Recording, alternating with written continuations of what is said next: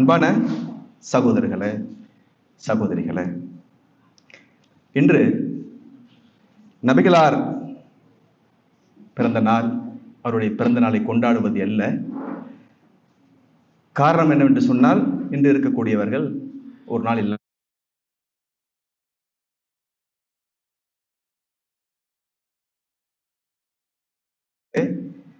அது இஸ்லாமிய முறையில் தடுக்கப்பட்டிருக்கிறது. இந்த அழகானதொரு விடுமுறை நாளில் மாலை வேளையில் தாருல் ஈமான் தமிழ் இஸ்லாமிக் சென்டர் சார்பாக இந்த நிகழ்வு இங்கே நடைபெற்றுக் கொண்டிருக்கிறது. இந்த நிகழ்விற்கு வருகை தந்து அமர்ந்திருக்கின்ற சிறுவர்கள் முதல் பெரியோர் வரை சகோதர அனைவருக்கும் எங்களது மனமார்ந்த நன்றிகளையும் வாழ்த்துக்களையும் மிக அன்போடும் பாசத்தோடும் மகிழ்வோடும் தெரிவித்துக் கொள்கிறோம்.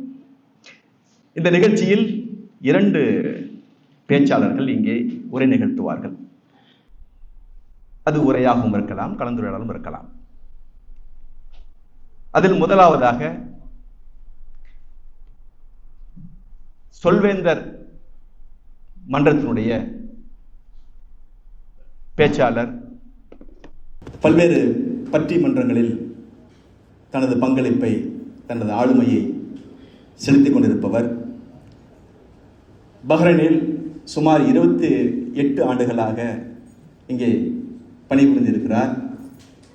ராமநாதபுரம் மாவட்டத்தைச் சேர்ந்த பாசத்துக்குரிய மதிப்பிற்குரிய அண்ணன் மருதுபாண்டியன் அவர்களை அன்போடு மேடைக்கு வருமாறு அழைக்கின்றேன்.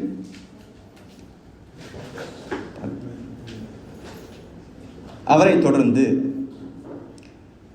தாருல் ஈமான் தமிழ் இஸ்லாமிக் சென்டருடைய பொதுச் செயலாளர் அண்ணன் அப்துல் ரவுஃப் அவர்களுடைய ஒரு உரை,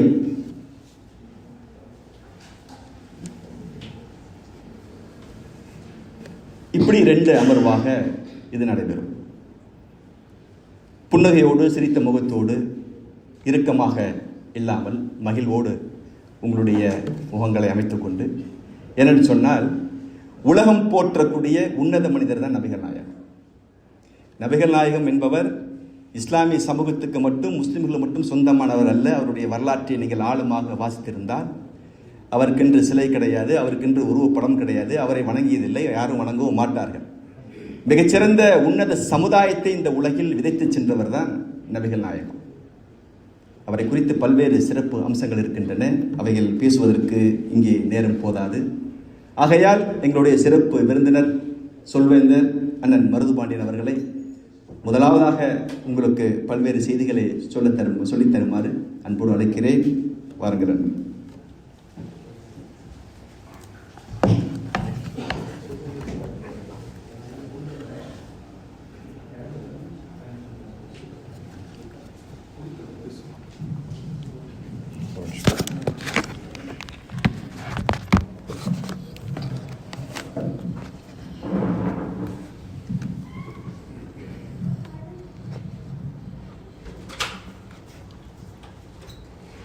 பொங்குபல சமயமெனும் நதிகள் எல்லாம் புகுந்து கலந்திட நிறைவாய் பொங்கியுமுங்கும் கங்குகரை காணாத கடலே எங்கும் கண்ணாக காண்கின்ற கதியே அன்பர் தங்க நிழல் பரப்பி மயர் சோடையெல்லாம் தணிக்கின்ற தருவே பூந்தடமே ஞான செங்குமுதம் மலர வரும் மதியே எல்லாம் செய்யவல்ல கடவுளே என்று அளவற்ற அருளாளனும் நிகரற்ற அன்புடையோனுமாகிய இறைவனின் திருப்பெயரால் அவனருளாலே அவன்தால் வணங்கி தொடங்குகிறேன். எல்லாம் வல்ல இறைவனின் சாந்தியும் சமாதானமும் உங்கள் அனைவர் மீதும் உண்டாகட்டும். இந்த நாம் அமர்ந்திருக்கிற இந்த அரங்கத்திலே பார்த்தீங்கன்னா ஒரு தெய்வீக ஆற்றல் நிரம்பி வெளியிறத உணர முடியும். அந்தியிலே பூத்திருக்கும் அள்ளி மலர்கள் போல உங்கள் முகமெல்லாம் வளர்ந்திருக்கிறது. ஏனென்றால் உங்கள் அகம் வளர்ந்திருக்கிறது, அதனாலேயே உங்கள் முகமும் வளர்ந்திருக்கிறது. அகத்தின் அழகு முகத்தில் தெரிகிறது. அந்த தெய்வீகத்தன்மை இங்கு எப்படி வந்தது என்றால்,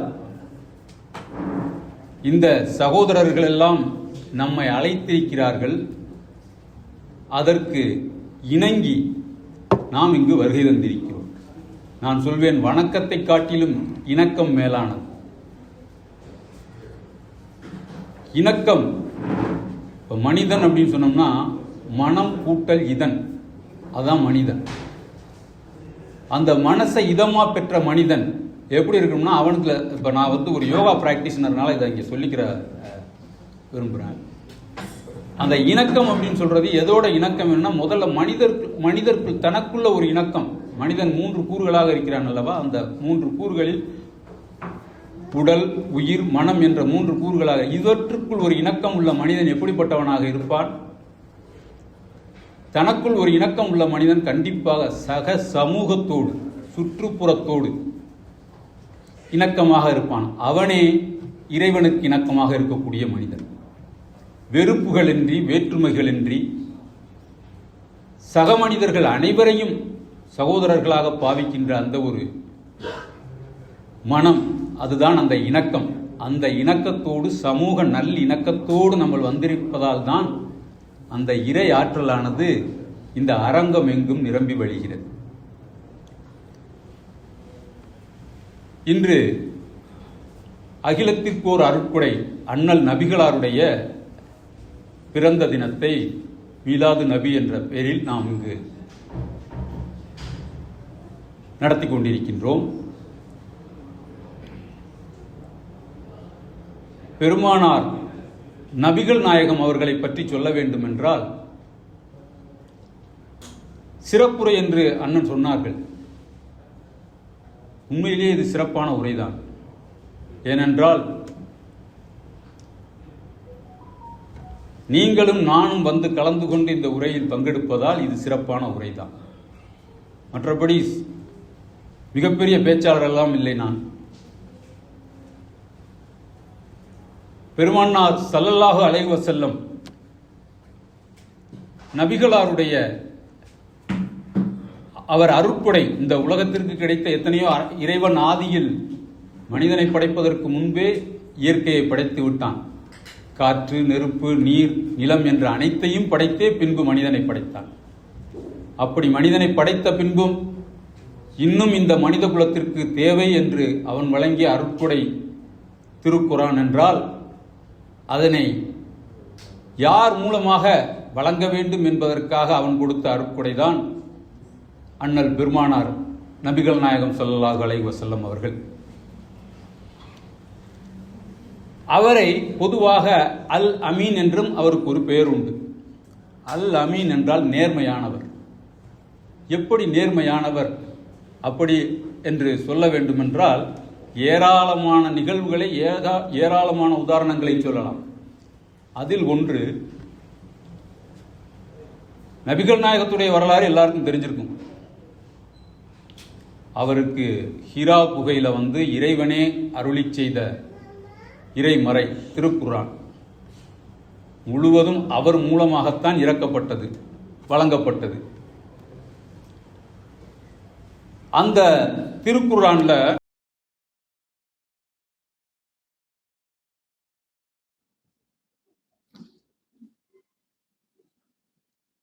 ஏறக்குறைய ஒரு 604 பக்கங்கள் இருக்கின்றன, 114 அத்தியாயங்கள் இருக்கின்றன, 6236 வசனங்களும் 77,797 வார்த்தைகளும் 3,30,709 எழுத்துக்களும் உள்ளன. அப்பேற்பட்ட ஒரு நூலில் அதை இந்த பூமிக்கு இறைவன் யார் மூலமாக கொடுத்தாரோ அந்த முகமது அவர்களின் பெயர் 5 இடத்தில் மட்டுமே குறிக்கப்பட்டுள்ளது. அவருடைய முன்னத்தியரான இயேசு கிறிஸ்துவினுடைய பெயர் 25 இடங்களில் கொடுக்கப்பட்டுள்ளது. இன்றைக்கெல்லாம் ஒரு சிறு வாய்ப்பு கிடைத்தால் ஒரு தலைவராக இருக்கிறவர்கள் இந்த உலகத்தில் என்னவெல்லாம் செய்கிறார்கள். அசந்து நின்றோம்னா நம்ம வீட்டுக்கு அவன் பேரை வச்சுட்டு போயிடும் இன்னைக்கு உள்ள தலைவர்கள். ஆனால் அண்ணல் நபிகள் நாயகம் அவர்கள் எப்பேற்பட்ட ஒரு அப்பழுக்கற்ற மனிதர் என்பதற்கு அவர் சார்ந்து அவர் நடத்திய அந்த அரசியல், அவர் ஒரு இராணுவ செயற்பாட்டாளராக கூட அவர் இருந்திருக்கிறார். இறைவனுக்காக போர் செய்திருக்கிறார், அவர் தனக்காக செய்ததில்லை. ஏனென்றால் அவ்வளவு தயவிரக்கமும் நற்குணமும் சாந்தமும் கொண்ட ஒரு மனிதராக, ஒப்பாரும் மிக்காரும் இல்லாத இணையற்ற ஒரு மனிதராக வாழ்ந்திருக்கிறார் நபிகள் நாயகம் அவர்கள்.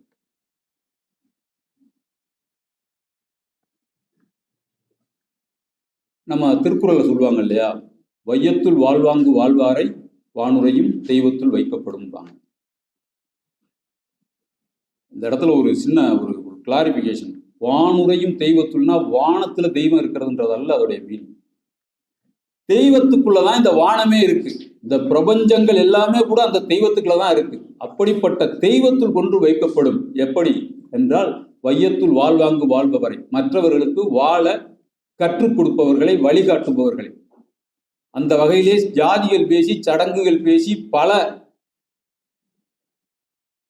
மக்களை இறைவனின் பெயரால் சுரண்டி கொடுத்து கொண்டிருந்த ஒரு சமூகத்தை கண்டு மனம் வெதும்பி இந்த சமூகத்திற்கு சீர்திருத்த கருத்துக்களை சொல்லி, அன்றெல்லாம் முகமது அவர்கள் இந்த இஸ்லாத்தை நிறுவிய பொழுது ஆரம்பத்தில் ஒற்றை இலக்கத்தில் தான் இருந்திருக்கிறார்கள். 5 வருடங்களுக்கு அப்புறம் கூட ஒரு இரட்டை இலக்கத்தில் தான் இருந்திருக்கிறார்கள். அதே 10 வருடங்கள் கழிந்து பார்க்கும் பொழுது ஏறக்குறைய லட்சக்கணக்கானவர்கள் இருந்திருக்கிறார்கள். என்று உங்களுக்கே தெரியும், உலகம் முழுவதும் இஸ்லாமியர்களுடைய எண்ணிக்கை ஏறக்குறைய 2 பில்லியன், 200 கோடிக்கு மேல், ஏறக்குறைய இல்லை அதற்கும் மேல். இப்படிப்பட்ட ஒரு மாபெரும் சமூகத்தை எப்படி கட்டமைக்க முடிந்தது அவர்களால் என்றால், அதற்கு முழுக்க காரணம் அவருடைய அந்த நேர்மை, வெளிப்படைத்தன்மை, ஏகத்துவ இறை கொள்கை. அவர் எந்த இடத்திலும் தன்னை முன்னிறுத்திக் கொள்ளாத மனிதர். அதுக்கு எடுத்துக்காட்டா சொல்லணும்னா, இப்ப கூட அந்த ஸல்லல்லாஹு அலைஹி வஸல்லம் அப்படின்ற அந்த சொற்றொடர் சொல்றமே, அதுக்கு என்ன அர்த்தம்னா, இறை தூதருக்கு மீது இறைவனின் சாந்தியும் சமாதானமும் உண்டாகட்டும். பொதுவாக என்ன செய்கிறார்கள்? நான் உங்களை ஆசீர்வதிக்கிறேன், நான் இறைவன் என்று சொன்னவர்களுக்கு மத்தியில் இறைவன் ஒருவனே, அவனுடைய அடியவனாக தூதுவனாக நான் வந்தேன், அதனால் அதன் நன்றிக்கடனாக நாம் தான் அவரை வாழ்த்தி கொண்டிருக்கிறோம். அவருக்கு அந்த அவர் மீது சாந்தியும் சமாதானம் நிலவட்டும் என்று நாம் இறைவனிடம் கேட்டுக்கொண்டிருக்கிறோம். அப்ப எப்பேற்பட்ட ஒரு மக்கட்பண்பாளர், அந்த மனிதநேய பண்பாளர் என்பது இந்த அவருடைய வாழ்க்கை சான்றுகளிலேயே நம்மால் நன்றாக உணர முடியும்.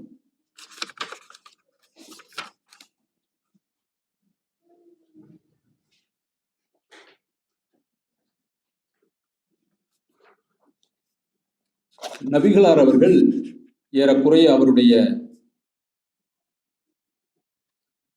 இஸ்லாத்தை நிறுவி மதீனாவில் இருந்து திரும்ப வந்து மக்காவை மீண்டும் அவர் மக்காவையும் பிடித்து மக்காவை அவர் கைப்பற்றும் பொழுது, உங்களுக்கு இந்த இடத்துல ஒரு விஷயம் சொல்லணும். பெருமானார் நபிகள் நாயகத்துக்கு பிரச்சனையே எங்கே இருந்துச்சு தெரியுமா? இப்போ நம்ம ஊர்ல ஒரு ஒரு உள்ளாட்சி தேர்தலில் நம்ம போட்டியிடணும்னு வச்சுங்களேன், அந்த ஊர்ல வந்துட்டு வேற மதம், வேற ஜாதி, வேற யாராரோ ஓட்டு போட்டிருக்கான். எவன் உறுதியா ஓட்டு போட்டிருக்க மாட்டான்னு தெரிஞ்சா தெரிஞ்சு, ஒன்னும் நம்ம பக்கத்து வீட்டுக்காரனா இருப்பான், இன்னொன்னு பங்காளி பயலா இருக்கான். இவங்க தான். இது அப்ப இருந்தே இருந்திருக்கு. அவருக்கு பிரச்சனைகளையும் உண்டாக்கியவர்கள் என்றால், அவர் பிறந்த மக்காவில் உள்ள அவர் உதித்த குறைசி என்ற அந்த இனத்தில்தான் அவருக்கு சொல்லனா கொடும் துயரங்களை எல்லாம் இழைத்தவர்கள் அவர்கள் தான். அப்படிப்பட்டவர்களை கூட மன்னிக்கும் மனப்பாங்கு அவருக்கு இருந்திருக்கிறது. அவர்கள் பெரும் கொடும் செயல்களை எல்லாம் அவருக்கு செய்திருக்கிறார்கள். பெருமானார் நபிகள் நாயகம் மீது குப்பைகளை வாரி எறிந்திருக்கிறார்கள்.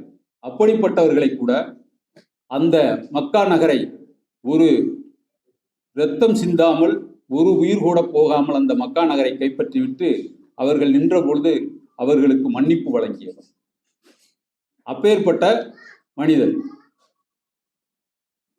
இன்னும் சொல்ல போனால் அவருடைய வாழ்க்கையில் வேறு பல எடுத்துக்காட்டான நிகழ்வுகளை கூறலாம். அவர் எத்தகைய எளிமையான மனிதர் என்று. அதுபோல் கொடுப்பதிலும் அவர் அந்த ஏக இறைவன் இருக்கும்போது எனக்கு வேறு தேவையில்லை என்று சொன்ன ஒரு ஆன்மீகவாதி. ஒரு நாள் அவர் இன்னைக்கு சம்பாதிக்கிறாருன்னா, அந்த வர்ற சம்பாத்தியத்துல அவருடைய செலவு போக பாக்கி நாளைக்குன்னு எதையும் வச்சுக்கிறவே மாட்டார். இறை நம்பிக்கைனா அப்படி வேணும். நம்மளாம் என்ன செய்யறோம்? 10 வருஷம் இல்லை, தலைமுறைகளுக்கு சேர்த்து வச்சுட்டு போயிடணும் அப்படின்னு நினைக்கிறான். இது உண்மையான இறை நம்பிக்கை நம்மளுடையது. ஆனால் அவர் நாளைய பொழுதை அவர் இறைவனிடம் கொடுத்து, ஒரு முறை அவர் கொஞ்சம் உடம்புக்கு சரியில்லாமல் இருக்காரு. அப்போ நாளைக்கு பற்றி அவர் கவலைப்படலை. அவருடைய மனைவியார் சொல்றாரு, இல்லை நீங்கள் நிம்மதியாக தூங்குங்க, நான் கொஞ்சம் இன்னைக்கு வந்த காசுல நான் கொஞ்சம் எடுத்து வச்சிருக்கேன் நாளைக்கு அப்படின்னு சொன்ன உடனே ஐயோ அதை ஏன் எடுத்து வைத்தாய்? அந்த காசின் தேவை யாராவது ஒரு வறியவருக்கு இருக்கும், உடனே போய் நீ வெளியில் பார், யாராவது இருப்பார்கள், தேவையானவர்களுக்கு அதை கொடுத்து விடு என்று சொன்ன ஒரு கொடையாளி முகம்மது அவர். அப்படிப்பட்ட அருட்கொடையாக வராது வந்த மாமணியாக வந்தவர் தான் நபிகள் நாயகம் அவர்கள். நபிகள் நாயகத்திற்கென்று பல சிறப்புகள் உள்ளன. நமக்கு நேரம் எது இருக்கிறதானா? வாழ்நாளெல்லாம் போதாதே வள்ளல் நபிகளின் புகழ் பாட, 1000 கவிஞர்கள் பிறந்தாலும் அவர் புகழ் பாடி முடியாதேன்னு சொல்லுவாங்க. அவங்க எனக்கு 20 நிமிஷம் கொடுத்து அவரை பத்தி பேச சொல்லியிருக்காங்க. 20 நிமிஷத்துல பேசணும்னா அதுக்காக படிச்சுக்கிட்டோ தயார் பண்ணிட்டோ வர தேவையில்லை. ஏன்னா நான் வளர்ந்த சூழ்நிலை அப்படித்தான். நான் பிறந்ததுலேருந்து கல்லூரி படித்தது எல்லாமே முஸ்லீம் இன்ஸ்டிடியூஷன்ஸில் தான். அதனால ஒவ்வொரு வெள்ளிக்கிழமையும் மத்தியானம் காதில் கேட்டு கேட்டு கேட்டு கேட்டு வாங்கி உள்ளே இருக்கிறத மட்டும்தான் இப்போ நான் வந்து பேசிகிட்டு இருக்கேன். சில புள்ளி விவரங்களுக்கு மட்டும்தான் இதில் நான் குறிப்பெடுத்துட்டு வந்தேன். இதை எதற்காக சொல்ல வருகிறேன் என்றால், நமக்கும் இதற்கும் சம்பந்தம் இல்லை என்று போன காலம் போய் எப்பொழுது நமக்கும் ஒரு ஆன்மீக சிந்தனை வந்ததோ அப்பொழுது மதிக்கத்தக்க ஒரு மாமனிதர், ஒரு மிகப்பெரிய ஆன்மீகவாதி யார் என்று பார்த்தால் அதில் முதலிடத்தில் வந்து நிற்பவர் முகமது நபி அவர். அதற்கு காரணம் அவருடைய நேர்மை. அவர் வந்து வியாபாரத்துக்காக போறாரு. அவருடைய மனைவியார் கதிஜா அம்மையார் அவர்களிடம் வந்து முதல்ல அவருடைய வியாபாரத்துக்காக இவர் போறாரு. போன இடத்துல அவருடைய வியாபாரத்தில் இறையச்சத்தோடு எந்த பொருளையும் பொய் சொல்லி விற்கல, விலை கூட்டி விற்கல, நியாயமான முறையில் அதே நேரத்தில் அவருடைய வியாபாரத்தை திறம்பட முடித்து வருகிறார்.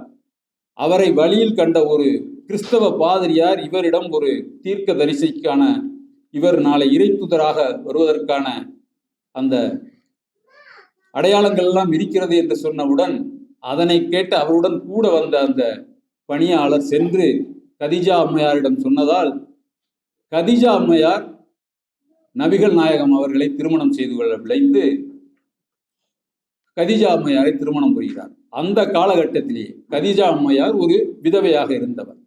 எவ்வளவு பெரிய ஒரு சமூக சீர்திருத்தம் என்று நாம் பார்க்க வேண்டும். அந்த கால அளவிலே அப்படி அவர் திருமணம் செய்த அந்த கதிஜா அம்மையார் ஏறக்குறைய அவர் ஒரு 23 ஆண்டுகளோ இன்னும் அவர் கழித்து இறக்கிறார். அதுவரை அவர் வேறு திருமணம் எதுவும் செய்யவில்லை. நபிகள் நாயகத்திற்கு 1க்கு மேற்பட்ட திருமணங்கள் நடந்ததாக சொல்கிறார்கள். ஆனால் முதல் மனைவி இருந்தவரை அவர் வேறு திருமணங்கள் எதுவும் செய்து கொள்ளவில்லை. காலங்கள் கடந்து அவருடைய இறுதி நாட்கள் வரும் பொழுது, அதுதான் அவருடைய தீர்க்க தரிசனம். அவர் எப்பொழுது அவருடைய இறுதி நாட்கள் வருகிறது என்பது தெரிந்தவராக அவர் ஹஜ் செல்லும் பொழுது அங்கிருந்து ஒரு இறுதி பேருரை என்று ஒன்றை நிகழ்த்துகிறார். அந்த இறுதி பேருரையில் அவரே சொல்கிறார், இந்த வருஷம் இனிமேல் இது போல ஒரு ஹஜ்ஜுக்கு வந்து இங்க உங்கள்கிட்ட பேச முடியும்னு எனக்கு வந்து தெரியல, பேசுவேனான்னு தெரியல. ஸோ அதனால சில விஷயங்களை சொல்றேன்னு சொல்லிட்டு அவர் ஒரு 10 சொல்றாரு. அதுல பெரிய விஷயமே ஒரு தீர்க்கதரிசி அப்படின்றது அவருடைய இறுதி நாட்களை பற்றி அவருக்கு நன்றாக தெரிந்திருக்கிறது.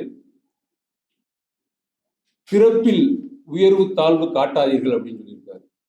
அது சொல்லும்போது பிறப்பில் உயர்வு தாழ்வு, அரபியர்களோடு அரபி அல்லாதவர்கள் உயர்ந்தவர்களோ தாழ்ந்தவர்களோ கிடையாது. அதுபோல் அரபி அல்லாதவர்களோடு அரேபியர்கள் தாழ்ந்தவர்களோ உயர்ந்தவர்களோ கூடாது.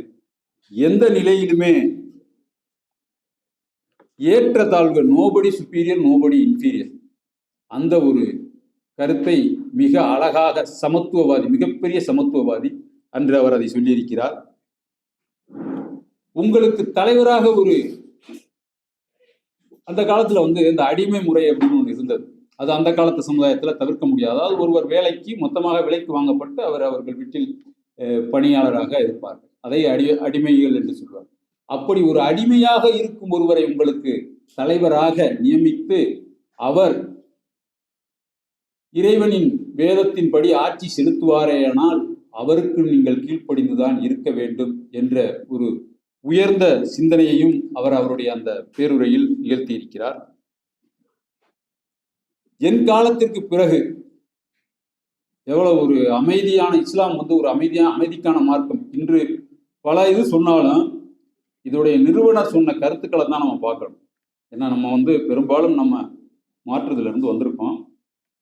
அவருடைய ப்ரொஃபஸி, அவருடைய அந்த தீர்க்க தரிசனம், அவருடைய தன்மை என்ன என்பதை, ஏன்னா எல்லா இடத்துலையும் எல்லா காலகட்டத்திலும் சில மாற்றங்கள் சில வரும். அவர் காலத்திலும் இருந்திருக்கிறது, இப்பொழுதும் இருக்கும்.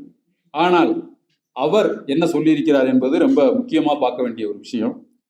என் காலத்திற்கு அப்புறம் நீங்கள் யாரும் ஒருத்தர் வெட்டிக்கிட்டு சாகக்கூடாது. அதாவது அராஜகம்ன்றது இருக்கக்கூடாது. இறை அச்சத்தோட நீங்க ஒற்றுமையாக இருக்கணும் அப்படின்றத அவர் குறிப்பிட்டிருக்காரு. பணியாளர்களை போற்றுகிறார். அதாவது ஒரு மனிதன் அவன் உழைத்த அவனுடைய வேர்வை உலரும் முன் அவருக்கான கூலியை வழங்கி விடுங்கள். அவர்களை நீங்கள் என்ன உணவு உண்கிறீர்களோ அதையே அவர்களுக்கு முன்ன கொடுங்கள். நீங்கள் எந்த உடையை உடுத்துகிறீர்களோ அதையே அவர்களுக்கும் கொடுங்கள். உங்கள் பணியாளர்கள் என்பவர்களும் அவர்களும் உங்களை சகோதரர்களை போன்றவர்கள். அவர்களை நீங்கள் சமமாக நடத்த வேண்டும் என்று ஒரு உயரிய ஒரு பண்பையும் இந்த இஸ்லாமுக்காக அவர் வழிமொழிந்திருக்கிறார். அநீதிகளை அழிப்பவர்களாக நீங்கள் இருக்க வேண்டும் அப்படின்னு இருக்காங்க. அநீதிகளுக்கு எதிராக அநீதிகளை அழிப்பவர்களாக இருக்கும்னு அவர் சொன்னது. இதுவரை நீங்கள் என்னென்ன பாவம், நீங்க என்ன கிரமங்கள்லாம் செஞ்சீங்களோ அதை எல்லாமே, அதன் வட்டியை எல்லாமே நான் செலுத்தி விட்டேன், அதன் பொறுப்பை நான் ஏற்று அதெல்லாம் இல்லாது செய்து விட்டேன். ஆனால் இருந்தாலும் இன்னும் அதனுடைய தொடர்ந்து நீங்க, ஏன்னா இப்போ மறுமை வாழ்வுக்குன்னு இஸ்லாம்ல சொல்லியிருக்க, மறுமை வாழ்வுக்குன்னு போகும்போது பல தண்டனைகள் இருக்கு அப்படின்னு இருக்காங்க. ஆனால் நீங்க காலத்தின் அறியாமை காரணமாக செய்ததெல்லாம் இப்போ நீங்க இஸ்லாத்தை ஏற்றெடுத்து என் பின்னால் வந்ததற்கு அப்புறம் அதோடைய அந்த தீய விளைவுகளை எல்லாம் நான் குறைத்து விட்டேன். இருந்தும் இன்னும் நீங்கள் செய்ததற்கு நீங்கள் தான், அதாவது உங்கள் செயலுக்கான விளைவுக்கு நீங்க தான் பொறுப்பாளி. அது மேலும் மேலும் அந்த அநியாயங்களை, பாவ கணக்குகளை கூட்டிக் கொள்ளாதீர்கள். அதற்கான வழியாக நீங்கள் அநீதிகளுக்கு எதிராக இருக்க வேண்டும் என்ற ஒரு கருத்தையும் அவர் முன்வைத்திருக்கிறார்.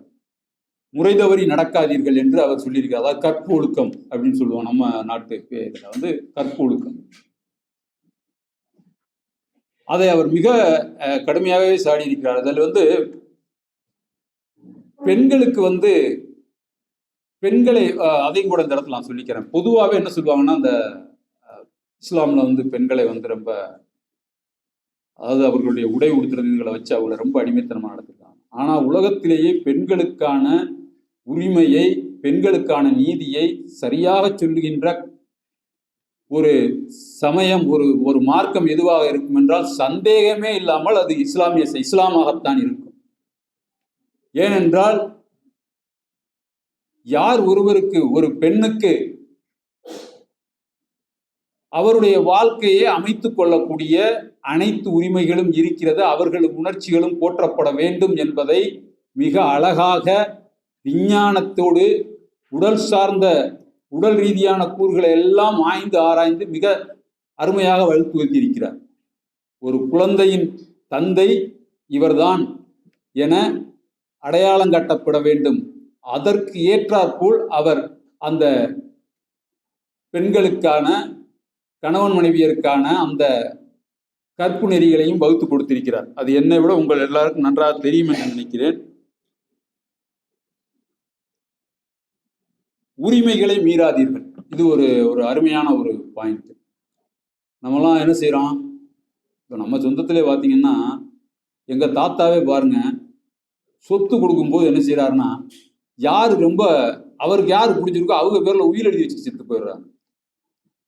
நபிகள் அன்னைக்கே சொல்லியிருக்காரு, உரிமை என்பதை இறைவன் வழங்கி இருக்கிறான் என்று உங்களுடைய இரத்தத்தில் அவர்கள் உதித்து விட்டார்கள், உங்களது குழந்தையாக பிறந்து விட்டார்களோ அவர்களுடைய உரிமையை மறுக்க முடியாது.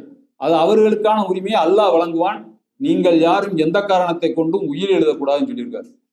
அந்த காலகட்டத்தில் இத்தனைக்கும் அண்ணல் நபிகளார் எழுத படிக்க தெரியாதவர். எழுத படிக்க தெரியாத ஒருவர் எவ்வளவு நுணுக்கமான சட்ட விஷயங்கள் எல்லாம் அன்று ஆய்ந்து நூதனமாக அதில் உட்படுத்தி இருக்கிறார் என்பதில் இருந்தே தெரியும் அவருடைய தீர்க்க தரிசனம், அவருடைய இறை தூதர் என்ற அதற்கான அந்த நபித்துவம் அதிலேயே நமக்கு நன்றாக விளங்கும். பெண்களை மதிக்க வேண்டும், பெண்களை மதிக்க வேண்டும். அதாவது அவர்கள் பெண்கள் இறைவனால் உங்களுக்கு அளிக்கப்பட்ட பரிசு, வெகுமதி தான் பெண்கள். அந்த பெண்களை கண்ணியத்துடனும் அன்புடனும் நடத்துங்கள். அவர்கள் தவறுகள் செய்தாலும் அவர்கள் காயம்படாமல், அவர்களுக்கு ஊர் விளைவிக்காமல் அவர்களை தண்டியுங்கள் அப்படின்னு சொல்லியிருக்காங்க. ஆண்கள் மீது பெண்களுக்கு எத்தனை உரிமை இருக்கிறதோ அதுபோல் அந்த பெண்களுக்கு ஆண்கள் மீது உரிமை இருக்கிறது என்று அன்றைக்கே ஆண் பெண் சம உரிமை, சரிநிகர் சமானம் என்பதை இந்த கருத்தில் அவர் சொல்லி இருக்கிறார். ஆனால் அதற்கப்புறம் இந்த சமூகம் எப்படி கடைபிடித்தது என்பதை வைத்து சில மாய தோற்றங்களைத்தான் பலரும் பரப்பிக் கொண்டிருக்கிறார்கள். இதை அவருடைய வழிகளில் நின்று, அவர் காட்டிய வழிகளில் நின்று சிந்தித்தால் அந்த கருத்துக்கள் எல்லாம் இன்று தவிடுபொடியாகும்.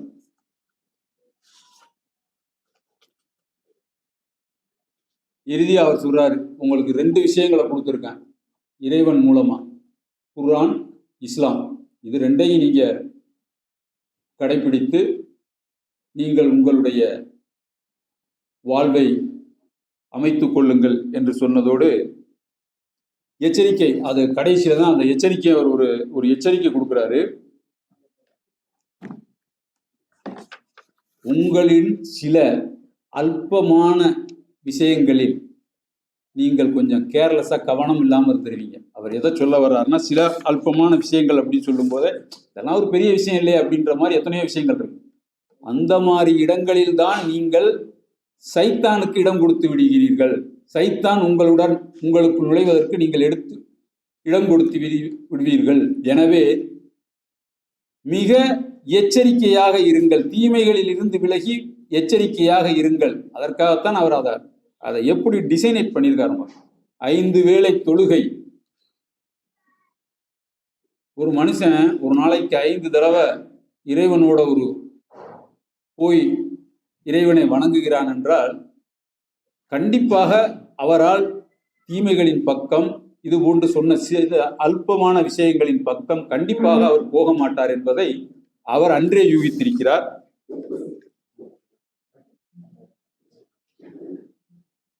சொர்க்கத்துக்கு செல்ல ஒரே வழி என்ன என்றால் அது இறைவனுக்கு பயந்து நடந்து கொள்ளுங்கள், அதாவது இறையச்சம் கொள்வீர் அப்படின்னு சொல்லியிருக்காரு.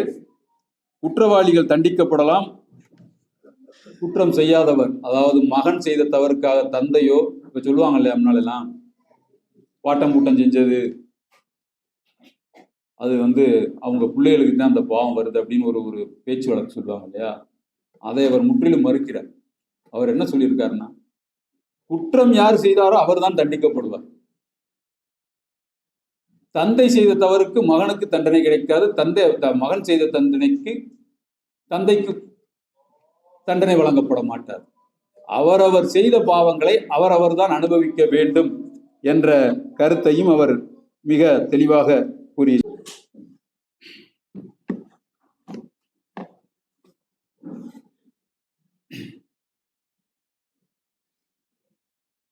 அப்படி ஒரு மிகச் சிறப்பான பேருரையை, இறுதி பேருரையை அவர் நிகழ்த்திவிட்டு கூடியிருந்த அந்த லட்சம் மக்களிடம் கேட்கிறார், மக்களே, நான் நாளை உங்களுடைய மறுமை நாளில் என்னை பற்றி கேட்டால் நீங்கள் என்ன சொல்வீர்கள் அப்படின்னு கேட்கிறாரு. அப்பவே அதுல ஒரு ஜனநாயகத்தை வச்சிருக்காரு. உடனே மக்கள் எல்லாரும் சொல்றாங்க, எங்களுக்கு உங்களுடைய நபித்துவத்தை நீங்கள் நிறைவேற்றி விட்டீர்கள், உங்களுடைய தீர்க்க தரிசனங்களை, மார்க்க கருத்துக்களை எங்களுக்கு எல்லாருக்கும் நன்றாக தெளிவாக்கி தந்துவிட்டீர்கள் என்று அவர்கள் சொன்னதும் பெருமானார் அவர்கள் வானத்தை நோக்கி பார்த்து மக்களை நோக்கி கையை காட்டி, இறைவா நீயே சாட்சி, இறைவா நீயே சாட்சி, இறைவா நீயே சாட்சின்னு சொல்லி இறைவனை சாட்சி வைத்து இஸ்லாம் முழுமையடைந்து விட்டது என்று சொல்லி அவர் நிறைவு செய்கிறார். அப்பொழுது இறைவசனம் இறங்கியதாக சொல்வார்கள்,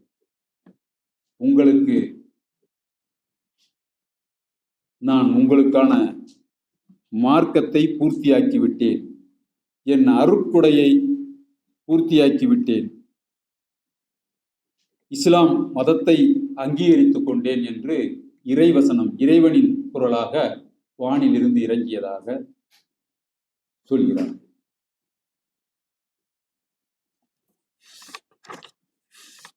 நபிகள் நாயகத்துடைய சில குணநலன்களை மட்டும் நான் சொல்லி, ஏன்னா இன்றைக்கு அவருடைய புகழ் பாடிக்கொண்டே இருந்தால் பாடிக்கொண்டே இருக்கலாம். அத்தனை புகழுக்கும் அத்தனை புகழ்ச்சிகளுக்கும் தகுதியான ஒரு மாமனிதர் முகமது ஸல்லல்லாஹு அலைஹி வஸல்லம் அவர்கள். அவர் மிகவும் சாந்த குணம் கொண்டவர், தயவிரக்கமுடையவர். அந்த காலத்திலே அவரை ஒரு நீதிபதி மாதிரி தான் அந்த பகுதியில வந்துகிட்டு நல்லது யார்கிட்ட சொல்லுவா, யார்கிட்ட போனா இதுக்கு விளக்கம் கிடைக்கும் அப்படின்னு கேட்டா, அவர் எந்த பாரபட்சமும் இல்லாமல் நீதி வழங்குறதுல ஒரு சிறந்த மனிதராக இருந்திருக்கிறார். அவர் எப்பொழுதுமே அவருடைய வேலைக்காரர்களையோ மனைவிமார்களையோ அடித்தது துன்புறுத்தியது போன்ற செயல்களில் ஒரு நாளும் அவர் ஈடுபட்டதே கிடையாது. அவர் எப்படி இருப்பார்னு அவருடைய தோற்றத்தை விவரிக்கும் பொழுது என்ன சொல்றார், சந்தன நிறத்துல, கூரிய மூக்கு, நல்ல அகன்ற மார்பு, விரிந்த நெற்றி அப்படின்னு அவ்வளவு ஒரு பேரழகு மிக்கவராக இருந்திருக்கிறார். அவர் அருகில் சென்றால் கஸ்தூரி மனம் கமலும் என்று அவருடைய நபி தோழர்கள் ஹதீஸ்களில் ஆவணப்படுத்தி இருக்கிறார்கள். அப்படி இருந்த மனிதர்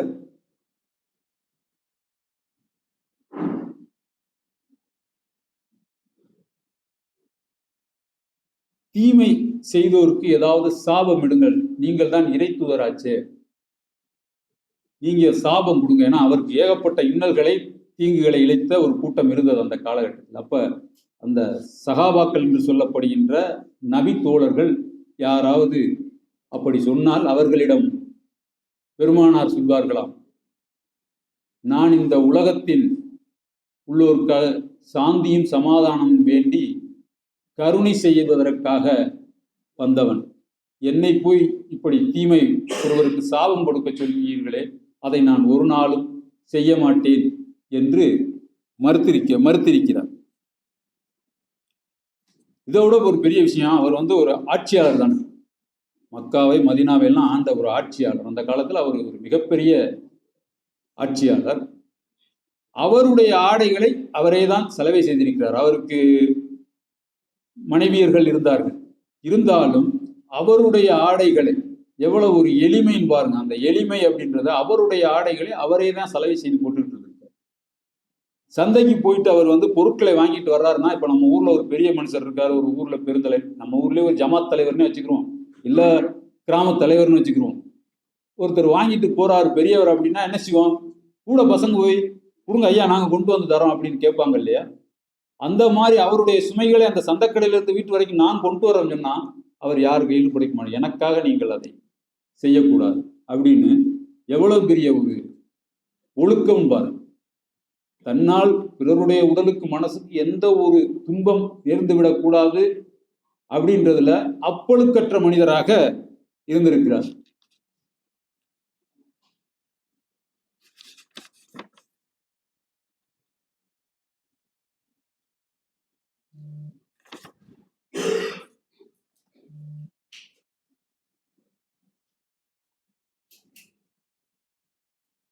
நேரமும் எனக்கு வழங்கப்பட்ட நேரம் நிறைவாகிவிட்டது. இந்த அகிலத்திற்கு ஒரு அருட்கொடையாக, ஒரு மாபெரும் மனிதராக வழங்கப்பட்ட நம்முடைய பெருமானார் அவர்களை, நல்லாண்மை என்பது ஒருவருக்கு தான் பிறந்த இல்லாண்மை ஆக்கிக் கொள்ளல் என்ற ஒரு குறளை சொல்லி, அதாவது தான் பிறந்த ஒரு குலத்தை ஆளும் வகையில் உள்ள ஒரு மனிதர், அதுதான் உண்மையான ஆண்மை, அதுவே சிறந்த ஆண்மைத்தனம் என்பதற்கு எடுத்துக்காட்டாக வாழ்ந்த மாமனிதர்.